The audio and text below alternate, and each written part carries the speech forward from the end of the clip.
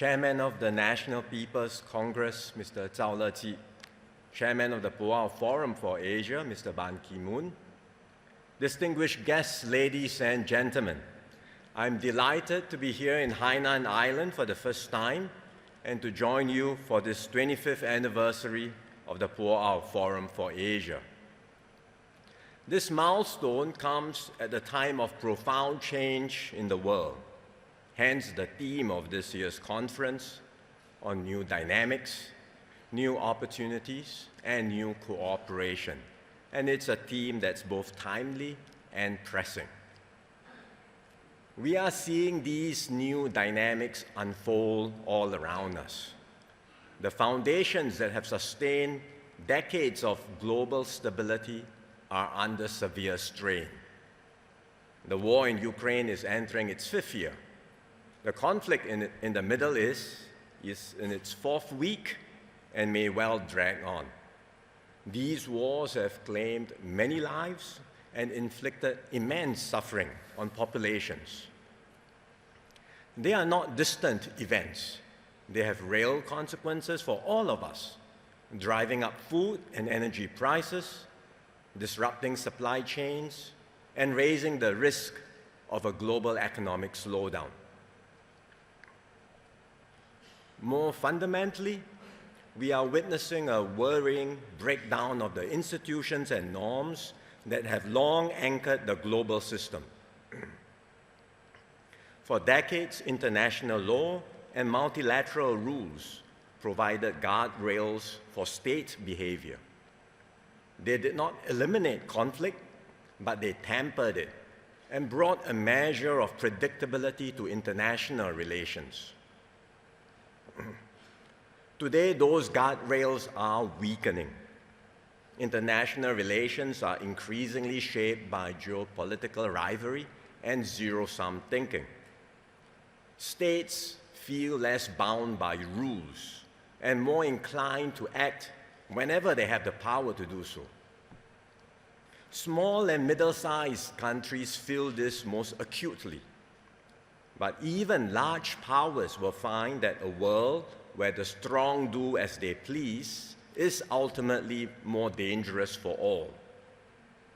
When rules give way to raw power, order breaks down, and no country, big or small, is truly secure.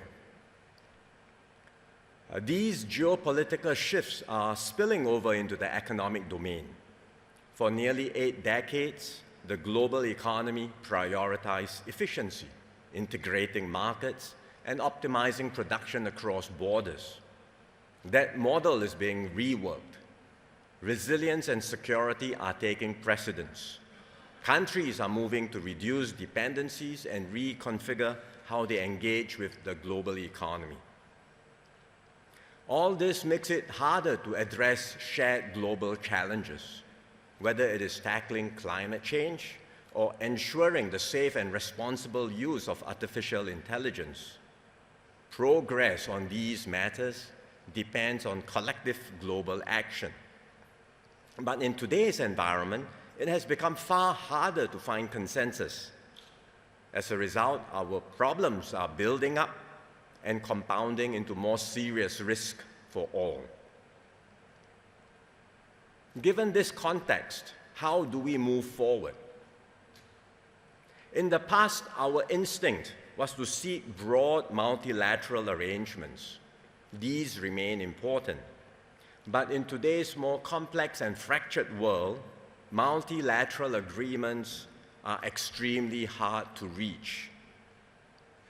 Yet, given the challenges we face, we cannot afford to wait for every country to move together at the same time and at the same speed.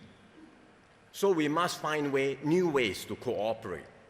To be clear, this does not mean abandoning multilateralism.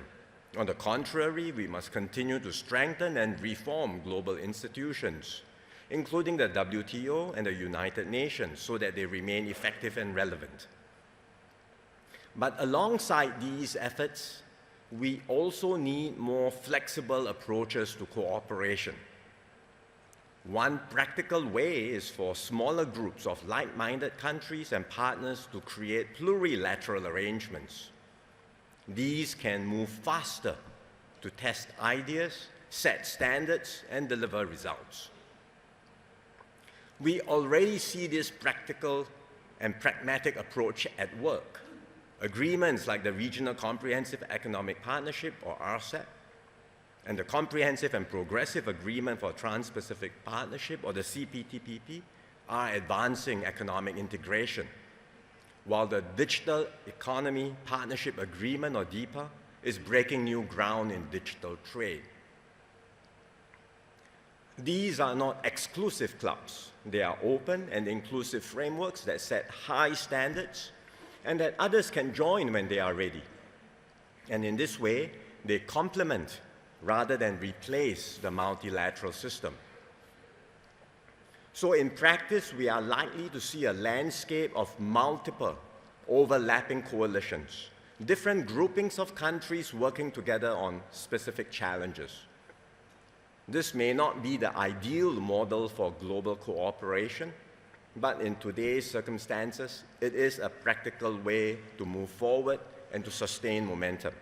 And if designed well, these coalitions can complement and reinforce one another and serve as building blocks for a more resilient global architecture over time. As we build this new generation of pathfinders, China will play a critical role, given its growing economic weight and increasing capacity to shape global outcomes. China has placed science, technology, and innovation at the center of its development strategy. It is already at the forefront in key emerging areas, including digital and green technologies. More importantly, it's advancing innovation at scale, accelerating adoption and driving progress across industries. China is therefore well positioned, not just to participate in the next wave of technological change, but to shape and lead this change.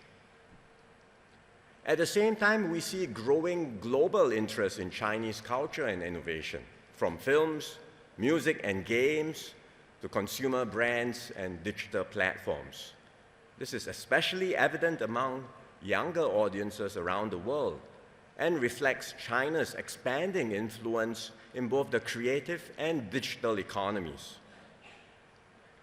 With its growing capabilities, China has contributed to global development, for example, through platforms like the Asian Infrastructure Investment Bank, AIIB, and the Belt and Road Initiative. Singapore supported both initiatives early because we recognize their potential to enhance connectivity, generate opportunities, and uplift communities across the region. China has also taken steps to assume greater responsibilities in the international system. It has voluntarily given up certain WTO developing country benefits and indicated its readiness to shoulder obligations commensurate with its level of development. Beyond this, China continues to contribute ideas to global discussions through its Community with a Shared Future and 4 key global initiatives on development, security, civilization, and governance. These reflect China's growing engagement in shaping the global agenda. Singapore welcomes this constructive engagement and will work with China in areas of shared interest, including on sustainable development and global governance. Singapore also believes that China can play an even bigger role in supporting regional prosperity and stability. China's vast domestic market can be a powerful engine of growth for the region. China's 15th five-year plan, with its greater emphasis on domestic consumption, points in this direction and will create new opportunities for the region.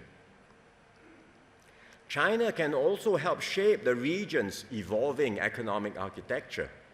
At a time of growing fragmentation, the world needs strong advocates for open and rules-based trade. Here in Hainan, the Free Trade Port stands as a concrete example of China's commitment to openness. And we hope China will continue in this direction, supporting open markets, and strengthening confidence in a predictable and stable global trading system. In emerging domains, China's scale and capabilities also position it to influence new rules and standards in emerging domains. We recognize and value China's efforts, including through its current chairmanship of APEC, to advance trade digitalization and AI for trade. China's active participation in global discussions on AI governance will also be critical to building international consensus on the safe and responsible development of these technologies. Looking ahead, Singapore has confidence in China's long-term prospects. And that's why we've been a leading source of new investments into China for more than a decade.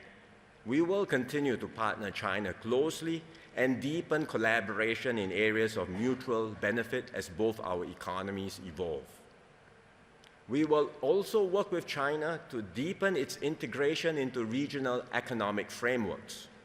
In particular, we support and welcome China's interest in joining CPTPP and DEPA. Integrating an economy of China's scale into these agreements is not straightforward, but doing so will bring significant benefits to the region and strengthen the relevance of these high-standard arrangements. We also see tremendous potential for deeper cooperation between China and ASEAN. The recent upgrade of the ASEAN-China Free Trade Agreement will further strengthen our economic links. And there are opportunities to collaborate on shared challenges, for example, leveraging China's strength in renewable energy to support ASEAN's energy transition, including through initiatives like the ASEAN Power Grid.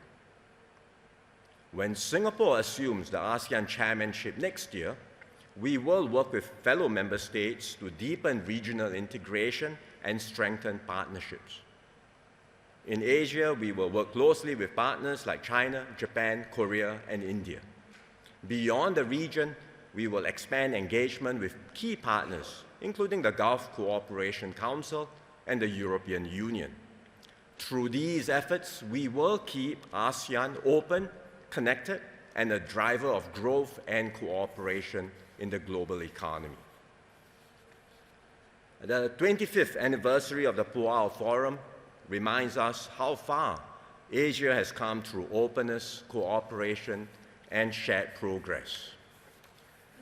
The new dynamics of our time understandably cause anxiety and uncertainty, but they also open up new possibilities for innovation, growth, and renewal. Whether we realize these opportunities will depend on our ability to work together, practically, flexibly, and constructively. Ultimately, Asia's future will not be determined by circumstance, but by the choices we make. We can drift towards rivalry and fragmentation, or we can choose cooperation and openness. If we choose well, Asia can continue to be a source of stability, dynamism, and hope for the future. And the next 25 years can be even more remarkable than the last. This future is within our reach. Let us build it together. Thank you very much.